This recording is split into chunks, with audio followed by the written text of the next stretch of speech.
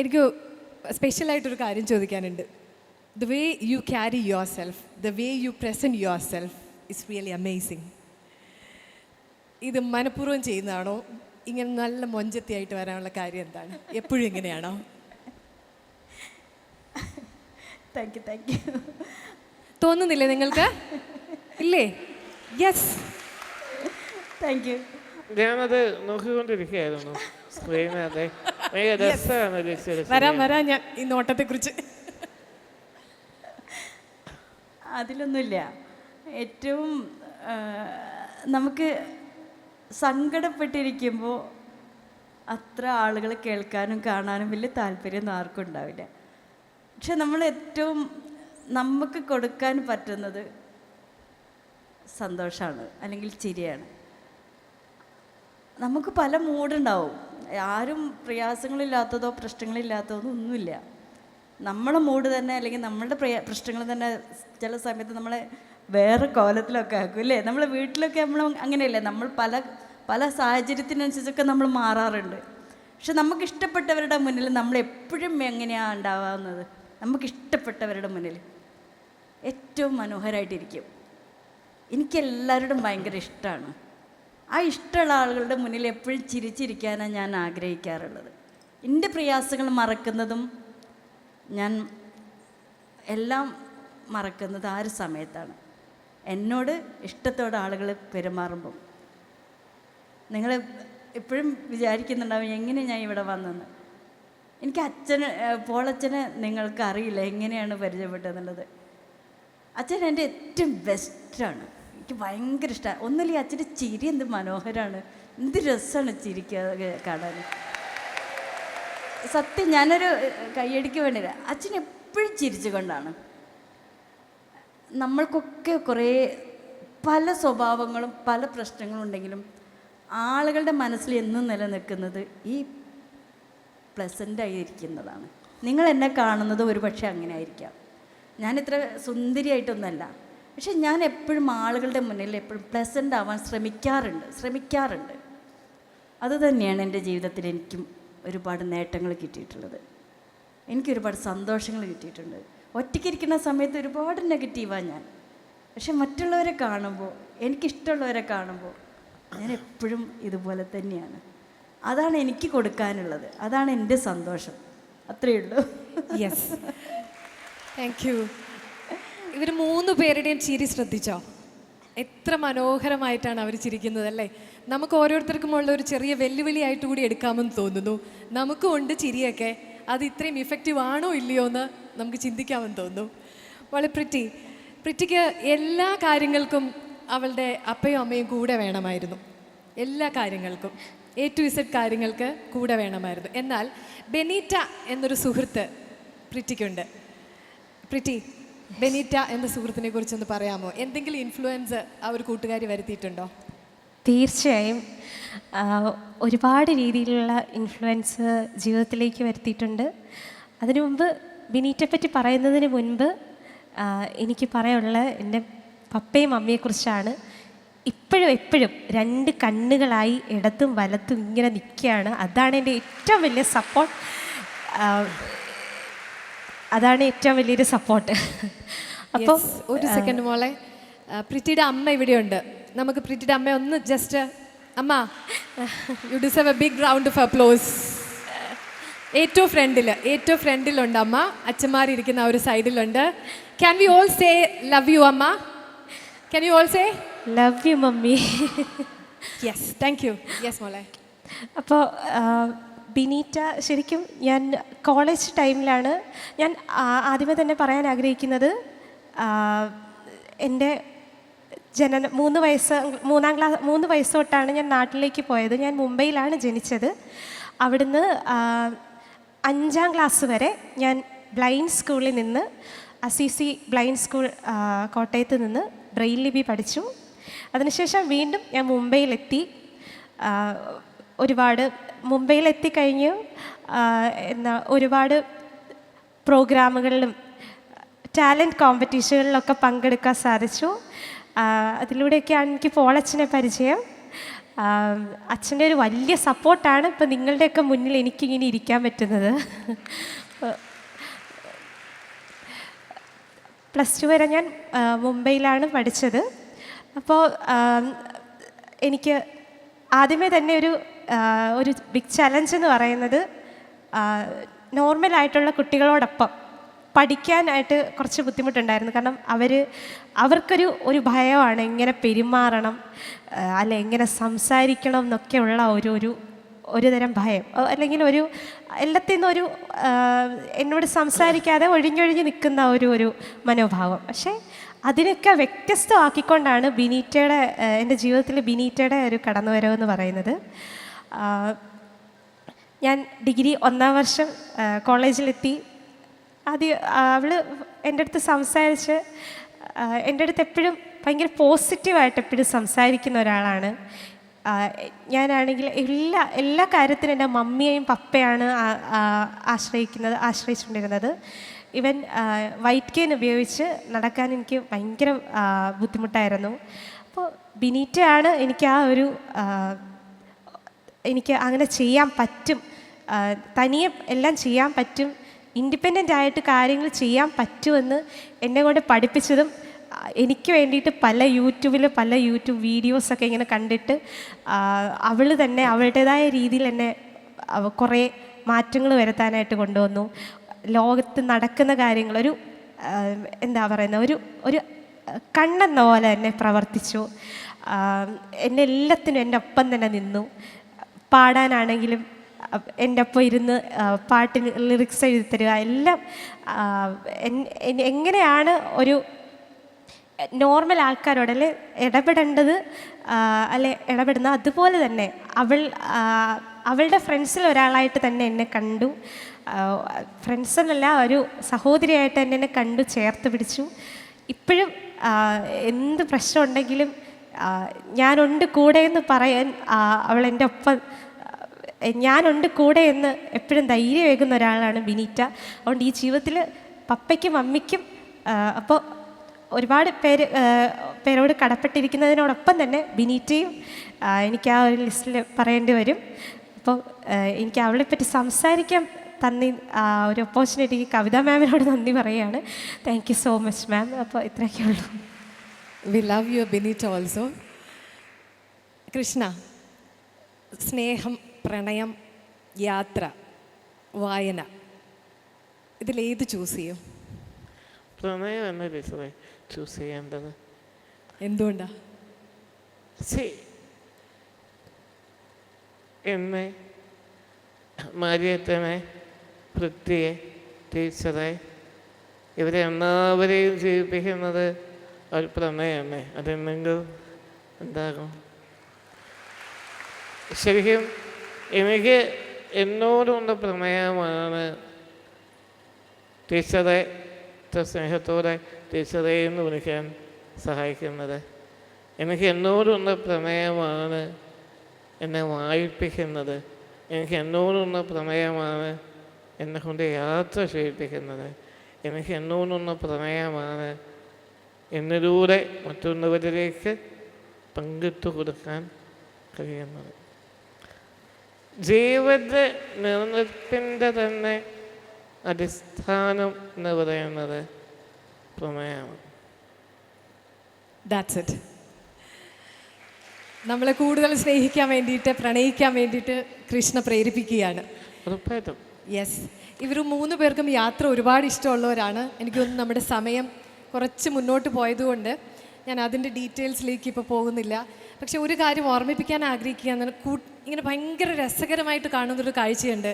കൂട്ടിലെ volunteers, ഇങ്ങനെ ചലനത്തിന് ഭയങ്കര ബുദ്ധിമുട്ട് അനുഭവിക്കുന്ന കൂട്ടുകാരെ ചേർത്ത് നിർത്തി അവർക്ക് കടൽ തീരത്ത് പോകണം, അല്ലെങ്കിൽ ഒരു അരുവിയിലെ വെള്ളത്തിൽ കാല് താഴ്ത്തി ഇരിക്കണം എന്നുള്ള ആഗ്രഹങ്ങളൊക്കെ പറയുമ്പോൾ എടുത്തു കൊണ്ടുപോകുന്നത്, കാട്ടിലേക്ക് കൊണ്ടുപോകുന്നത്, കാട്ടിലൂടെ പോകണം എന്നൊക്കെ പറയുമ്പോൾ, ആ കാട്ടിലെ ഒരു വായു ശ്വസിക്കണം എന്നൊക്കെ പറയുമ്പോൾ അതിനായിട്ട് കൂടെ നിൽക്കുന്ന ഒരുപാട് കൂട്ടുകാർ ഈ കൂട്ടു വോളണ്ടിയേഴ്സ് ആയിട്ടുണ്ട്.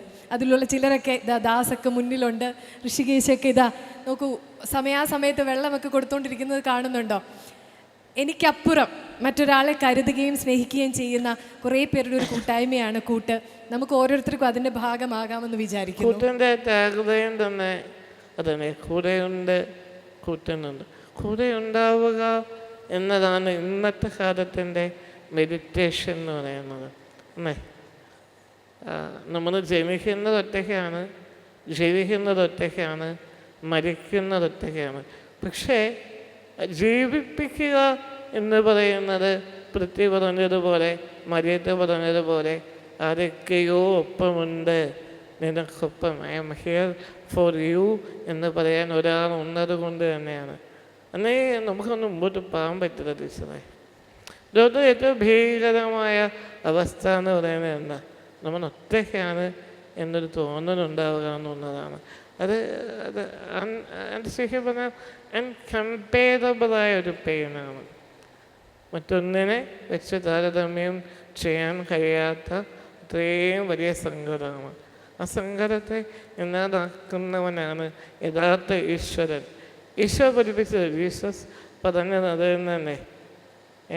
കൂട്ടം തെറ്റിപ്പോയ ഒരു കുഞ്ഞാലിനെ തേടി പോകുന്നവനല്ലേ യഥാർത്ഥ ആട്ടിടയൻ. ഒറ്റയ്ക്കായി പോകുന്നവനെ ചേർത്ത് പിടിച്ച് ഒന്ന് തൂളിത്തട്ടി ഞാനുണ്ടതാ കൂടെ എന്ന് പറയുന്നവനാണ് ഈശ്വരൻ. യെസ്, ഈ കൃഷ്ണ വല്ലപ്പോഴുമെങ്കിലുമൊക്കെ എന്നെ നാണം കെടുത്തിയിട്ടുണ്ട്. എങ്ങനെയാണെന്നറിയാമോ? ഞാൻ ഒട്ടും അന്വേഷിക്കാതെ, ഞാൻ അങ്ങോട്ട് വിളിക്കലോ മെസ്സേജ് ചെയ്യലോ ഒക്കെ വളരെ റെയറായിട്ട് നടക്കുന്ന കാര്യമാണ്. പക്ഷേ ഇങ്ങോട്ട് മെസ്സേജ് അയക്കും, ടീച്ചറെ സുഖമാണോ, വെറുതെ എങ്കിലും ഒന്ന് അന്വേഷിക്കും. Krishna, hats off for that. Love you ഒരുപാട്. അതിനകത്തൊരു ചെറിയ സ്വാർത്ഥതയുണ്ട് കേട്ടോ. ഈ ഒരു ചോദ്യം നമ്മൾ അങ്ങനെ ചോദിക്കുന്ന സമയത്ത് ടീച്ചർ ഒരു പാട്ട് പാടി അയക്കും. ടീച്ചർ വളരെ ഭംഗിയായിട്ട് പാട്ട് പാടുന്ന ഒരാളാണ്. പ്രത്യേക പാട്ട് ഞങ്ങളുടെ കൂടെ കേൾപ്പിച്ചു. ടീച്ചർ ഒരു 2 വരി പ്ലീസ്. ടീച്ചർ പ്ലീസ് 2 വരി ഞങ്ങൾക്ക് വേണ്ടിയിട്ട്. യെസ്, ടുവേർഡ്സ് ദി എൻഡ് ഉറപ്പായിട്ടും. Okay okay. എനിക്ക് തോന്നുന്നു നമുക്ക് ലാസ്റ്റ് പാർട്ടിലേക്ക് തന്നെ നമ്മൾ എത്തുകയാണ്.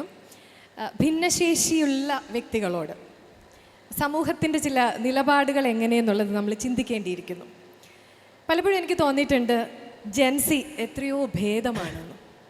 യെസ്, നിങ്ങളെല്ലാവരും ഒരുപാട് എംപത്തറ്റിക് ആയിട്ടാണ് പെരുമാറുന്നത്. പക്ഷേ ജെൻ എക്സും മില്ലനിയൽസും ഒക്കെ പരമാവധി അതിന് സിമ്പത്തറ്റിക് ആവാനായിട്ട് നോക്കിയിട്ടുമുണ്ട്. അപ്പോൾ ഇങ്ങനൊരു ഡിഫറൻസ് നിങ്ങൾക്ക് എന്തെങ്കിലും തോന്നിയിട്ടുണ്ടോ? അതോ ഞാനീ പറയുന്ന ഒരു കഥ മാത്രമാണോ? അതിനെപ്പറ്റി സംസാരിക്കാമോ? പ്രിറ്റി മോളിൽ തുടങ്ങാം. ഓക്കെ. അല്ലെങ്കിൽ എന്തെങ്കിലും മാറ്റങ്ങൾ ആഗ്രഹിക്കുന്നുണ്ടോ ഭിന്നശേഷിയുള്ളവരോടുള്ള പെരുമാറ്റത്തിൽ? ഇങ്ങനെ അയാൾ നന്നായിരുന്നു എന്നെന്തെങ്കിലും പറയാനുണ്ടെങ്കിൽ? തീർച്ചയായും. ആദ്യമേ തന്നെ അവർ കാണുന്ന കാണുന്ന ഒരു കാഴ്ചപ്പാട്, അതാണ് നമുക്ക് മാറ്റേണ്ടതായിട്ടുള്ളത്. നമ്മൾ ഇപ്പോൾ ഭിന്നശേഷി ഒരാൾ നമ്മൾ ഫോർ എക്സാമ്പിൾ ഞാൻ വടി പിടിച്ച് കെയിൻ വെച്ച് തനിയെ നടന്നു പോവാണ്. അപ്പോൾ ജസ്റ്റ് നടന്നു പോകുമ്പോൾ നമ്മൾ ജസ്റ്റ് ആ ഒരു സിമ്പതിയോടെ നോക്കാതെ, മറിച്ച് അവർക്ക് അത്രയും ചെയ്യാൻ പറ്റുന്നുണ്ടല്ലോ എന്നുള്ള ഒരു മൈൻഡോടെ വേണം നമ്മൾ കാണാൻ. അതിന് എനിക്ക് ശരിക്കും യങ്സ്റ്റേഴ്സ് അതിന് ഒത്തിരി ഭയങ്കര ഒരു എംപത്തറ്റിക് മൈൻഡോടെ ചിന്തിക്കുന്ന ആണെന്ന് എനിക്ക് പറയാനായിട്ട് സാധിക്കും. കൂടുതലും പ്രായമുള്ളവർക്കാണ് ഭയങ്കര കൺസേൺ ആണ്. നമ്മളിപ്പോൾ എവിടെയെങ്കിലും ഒരു കടയിലൊക്കെ പോയി കഴിഞ്ഞിട്ടുണ്ടെങ്കിൽ നമ്മളെ തന്നെ ഇങ്ങനെ നോക്കി നിൽക്കും, ഒരു വിരൂപ ജീവി നിൽക്കുന്ന പോലെ ഇങ്ങനെ നോക്കി നിൽക്കും. എൻ്റെ അടുത്ത് മമ്മിയാണ് ഇതൊക്കെ പറഞ്ഞിട്ടുള്ളത്, ഇങ്ങനെ നോക്കി നിൽക്കുകയാണ് എന്നുള്ളത്. അപ്പം മറിച്ച് അവർക്ക് ചെയ്യാൻ പറ്റുന്നത് എന്തൊക്കെയെന്നുള്ളത് നമ്മൾ ജസ്റ്റ് കാണുന്നതുകൊണ്ട് കുഴപ്പമില്ല, മറിച്ച് അവർക്ക് ചെയ്യാൻ പറ്റുമെന്നുള്ളതിന് കുറച്ചുകൂടെ ഒന്ന് പ്രോത്സാഹിപ്പിക്കുക. അത് അല്ലാതെ സിമ്പത്തറ്റിക്കായിട്ട് നമ്മൾ ചിന്തിക്കാനായിട്ട് അല്ലെങ്കിൽ പ്രവർത്തിക്കാനായിട്ട് തുടങ്ങിയാൽ ഒരിക്കലും അവരെ ഒരിക്കലും നേരെ അവരെ സന്തോഷിപ്പിക്കില്ല, മറിച്ച് അവർക്ക് കൂടുതൽ ദുഃഖം വരുത്തതേ ഉള്ളൂ. കൂടുതൽ ഒറ്റപ്പെട്ടിരിക്കാനായിട്ട് തോന്നും. നമുക്ക് ഫങ്ഷൻസിലൊന്നും അറ്റൻഡ് ചെയ്യാനായിട്ട് സാധിക്കില്ല. ഫങ്ഷൻസിലൊക്കെ അറ്റൻഡ് ചെയ്യുമ്പോഴാണെങ്കിലും അയ്യോ വയ്യല്ലോ എന്ത് ചെയ്യും, നമ്മളെ ഒരു കോർണറിൽ ഇരുത്തുക, അതൊക്കെ മാറ്റം വരണം. സമൂഹത്തിൽ ഇനി ഒരുപാട് മാറ്റങ്ങൾ വരേണ്ടതുണ്ട്. ഇപ്പോൾ ഒരുപാട് മാറ്റങ്ങൾ വരുന്നുണ്ട് എങ്കിൽ പോലും ഈ എംപത്തറ്റിക് മൈൻഡിലേക്ക് വരണമെന്നാണ് എനിക്ക് പറയാനുള്ളത്. നമ്മൾ ആരും പെർഫെക്റ്റ് അല്ല. We are in the path of perfection എന്നുള്ള ഒരു കാര്യം മനസ്സിൽ എപ്പോഴും വേണ്ട ഒരു കാര്യമാണ്. നമുക്ക് ഒരാൾ പോലെ നമ്മളെല്ലാം പൂർണ്ണമായിട്ട് ചെയ്ത് വെക്കാനായിട്ട് കഴിയില്ല. എന്തെങ്കിലുമൊക്കെ ഇംപെർഫെക്ഷൻസ് ഉണ്ടാവും. പക്ഷേ അത് പെർഫെക്റ്റ് ആക്കാനായിട്ട് നമ്മൾ ശ്രമിക്കണമെന്നാണ് പറയാനുള്ളത്. അപ്പം ഒരിക്കലും സിമ്പത്തറ്റിക്കായിട്ട് ചിന്തിക്കാതെ എമ്പതിയോടെ ആൾക്കാരെ കാണുക, അവരോട് സംസാരിക്കുക, നിങ്ങളോടൊപ്പം തന്നെ നിങ്ങളിൽ ഒരാളായിട്ട് തന്നെ കാണാനായിട്ട് ശ്രമിക്കുന്നതാണ് ഏറ്റവും അവർക്ക് ഏറ്റവും സന്തോഷമേകുന്ന ഒരു നിമിഷം. അതാണ് എനിക്ക് പറയാനുള്ളത്. Thank you. മാരിയത്ത്. ഇത് തന്നെയാണ് എനിക്കും പറയാനുള്ളത്. പലരും ചോദിക്കാറുണ്ട്, പറയാറുണ്ട്, നിങ്ങൾക്കൊക്കെ വേണ്ടി ഞങ്ങൾ ഒരുപാട് സൗകര്യങ്ങൾ ചുറ്റിനും ചെയ്തു തന്നിട്ടുണ്ട്, ചെയ്തു വെച്ചിട്ടുണ്ട് എന്ന് പറയും.